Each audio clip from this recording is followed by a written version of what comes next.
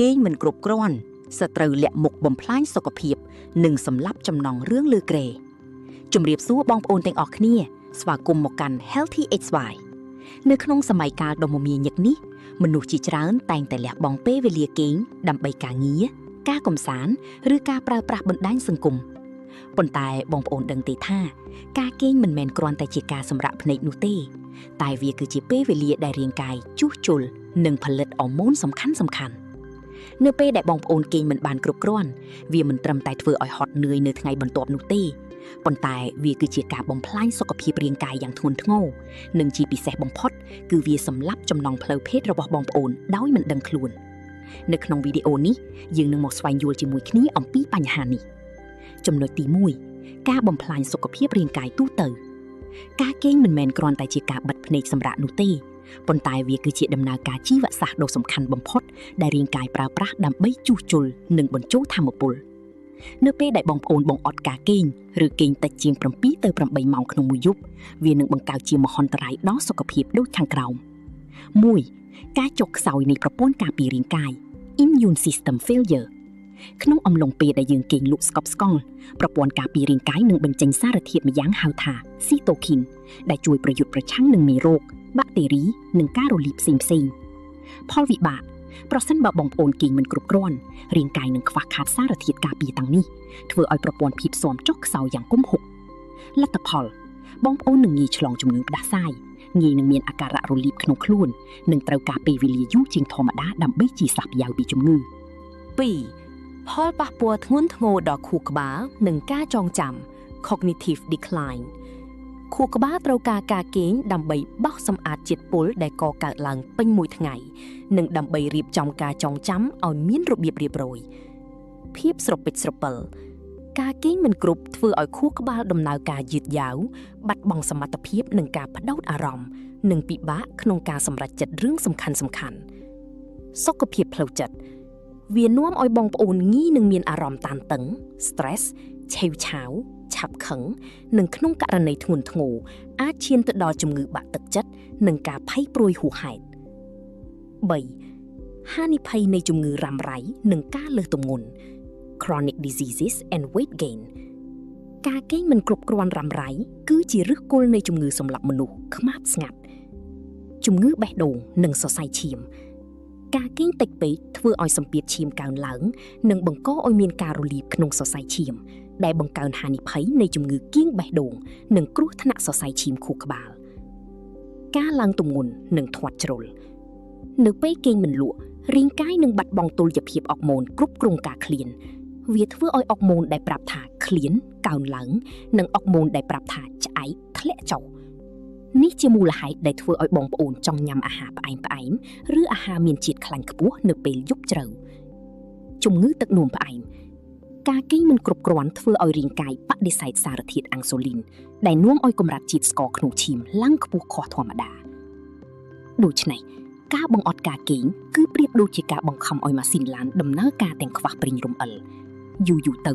គ្រឿងម៉ាស៊ីនក្នុងរាងកាយនឹងចាប់ផ្ដើមខូចខាតម្ដងមួយការគេងឲ្យបានគ្រប់គ្រាន់មិនមែនជារឿងកំចិលឡើយប៉ុន្តែវាគឺជាឱសថទិព្វសម្រាប់ការពាររាងកាយពីជំងឺរ៉ាំរ៉ៃចំណុចទី2ទំនាក់ទំនងរវាងការគេងនិងចំណង់រឿងលើក្រែការគេងមិនគ្រប់គ្រាន់គឺជាសត្រូវស្ងាត់ស្ងាត់ដែលចូលមកបំផ្លាញជីវិតសិចបន្តិចម្ដងទំនាក់ទំនងរវាងការសម្រាកនិងអារម្មណ៍ស្រើបស្រាលគឺមានភាពប្រទាក់ក្រឡាគ្នាយ៉ាងខ្លាំងតាមរយៈប្រព័ន្ធអរម៉ូននិងថាមពលរាងកាយ 1. ការធ្លាក់ចុះនៃអរម៉ូនតេស្តូស្តេរ៉ូន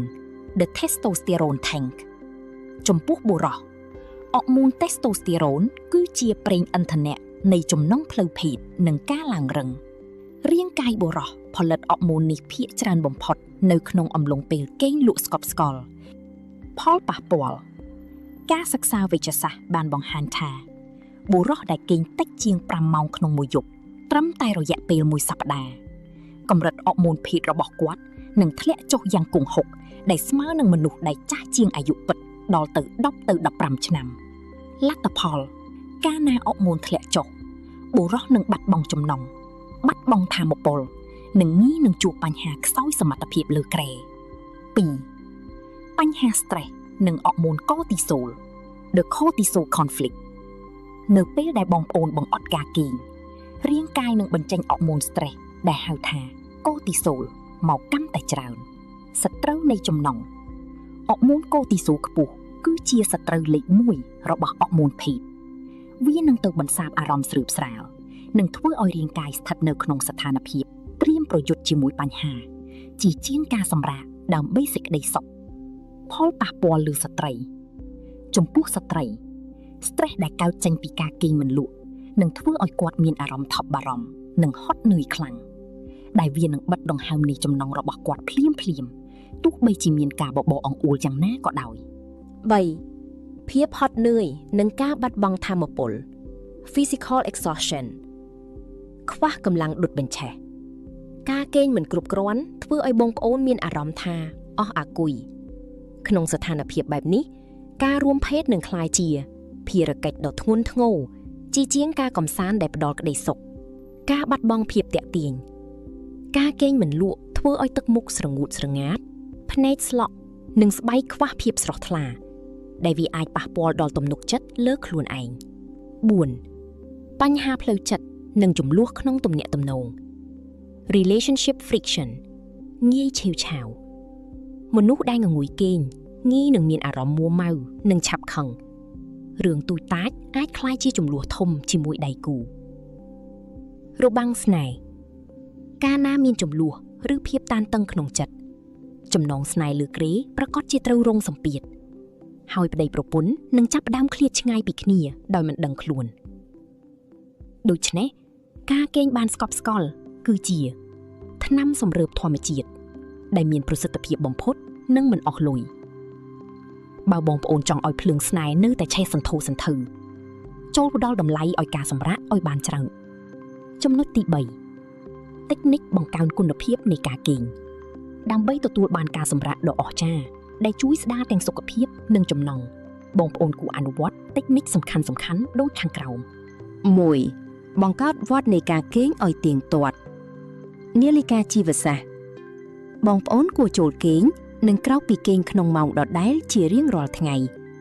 ការធ្វើបែបនេះនឹងជួយឲ្យខួរក្បាលនិងរាងកាយស៊ាំទៅនឹងពេលវេលាជៀសវាងការដេកថ្ងៃយូរពេកប្រសិនបើបងប្អូនដេកថ្ងៃលើសពី30នាទីវានឹងធ្វើឲ្យបងប្អូនពិបាកគេងលក់នៅពេលយប់ 2. រៀបចំបរិយាកាសបន្ទប់គេងឲ្យคล้ายជាឋានសួគ៌នៃការសម្រាកពន្លឺនិងសីតុណ្ហភាពបន្ទប់គេងគួរតែងងឹតស្លុបដើម្បីជួយឲ្យរាងកាយបញ្ចេញអរម៉ូនមេឡាតូនីនស្ងប់ស្ងាត់និងមានសីតុណ្ហភាពត្រជាក់ល្មមការប្រើប្រាស់ពូកនិងខ្នើយជ្រើសរើសពូកនិងខ្នើយដែលផ្ដល់ផាសុកភាពមិនបង្កឲ្យមានការឈឺខ្នងឬក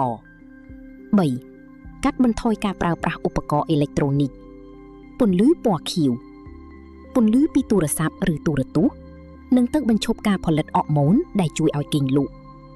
ច្បាប់30នាទីបងប្អូនគួរទុកទូរស័ព្ទឲ្យឆ្ងាយពីខ្លួនយ៉ាងហោចណាស់30នាទីទៅ1ម៉ោងមុនពេលចូលគេងចូលជំនួសមកវិញនឹងការអានសៀវភៅឬការស្ដាប់តន្ត្រីស្រាល 4. គ្រប់គ្រងរបបអាហារនិងភេសជ្ជៈមុនពេលចូលគេងជៀសវាងការតែជាតិកាហ្វេអ៊ីននិងជាតិនីកូទីនកាហ្វេឬបារីគឺជាសារធាតុបញ្ឆេះសរសៃប្រសាទដែលធ្វើឲ្យបងប្អូនមិនអាចគេងលក់បានយូរកុំញ៉ាំអាហារធ្ងន់ពេកការញ៉ាំអាហារដែលសម្បូរខ្លាញ់នៅពេលយប់ធ្វើឲ្យប្រព័ន្ធរំលាយអាហារធ្វើការខ្លាំងបង្កឲ្យមានការក្រហាយទ្រូងជាតិស្រវឹងទោះបីជាស្រវឹងជួយឲ្យងងុយគេងលឿនប៉ុន្តែវានឹងធ្វើឲ្យបងប្អូនមិនអាចធ្លាក់ចូលក្នុងដំណេកស្ងប់បានឡើយ 5. ការធ្វើលំហាត់ប្រាណផ្លូវចិត្តនិងការសម្រាកកាយការងូតទឹកក្តៅអ៊ុនជួយឲ្យសាច់ដុំសម្រាកនិងបន្ថយភាពតានតឹងការធ្វើសមាធិឬដកដង្ហើមវែងជួយឲ្យប្រព័ន្ធប្រសាទស្ងប់ស្ងាត់និងកាត់បន្ថយអរម៉ូន stress ដែលជួយបើកផ្លូវឲ្យអរម៉ូនភេទដំណើរការបានល្អដូច្នេះការគេងដែលមានគុណភាពគឺជាការផ្ដល់រង្វាន់ដ៏ល្អបំផុតដល់រាងកាយបងប្អូននឹងឃើញពីការប្រែប្រួលយ៉ាងអស្ចារ្យសុខភាពមាំមួនឡើងវិញស្មារតីវៃឆ្លាតនិងជាពិសេសគឺថាមពលស្នេហ៍នៅលើគ្រែដែលនឹងត្រឡប់មកផ្អែមល្ហើម ដូចកាលពីវ័យក្មេងសរុបមកការគេងមិនមែនជារឿងកំចិលនោះទេប៉ុន្តែវាគឺជាការវិនិយោគដ៏ធំបំផុតសម្រាប់សុខភាពនិងសុភមង្គលគ្រួសារការគេងបានគ្រប់គ្រាន់នឹងជួយឲ្យបងប្អូនមានស្មារតីស្រស់ថ្លារាងកាយមាំមួននិងមានថាមពលពេញលេញប្រសិនបើបងប្អូនយល់ថាវីដេអូនេះមានប្រយោជន៍សូមចុច like និង share ទៅកាន់មនុស្សជាទីស្រឡាញ់កុំភ្លេចចុច subscribe Channel Healthy XY ដើម្បីទទួលបានចំណេះដឹងសុខភាពគ្រួសារជារៀងរាល់ថ្ងៃសូមអរគុណនិងជូនពរឲ្យបងប្អូនគេងលក់ស្កប់ស្កល់និងមានក្តីសុខជានិច្ច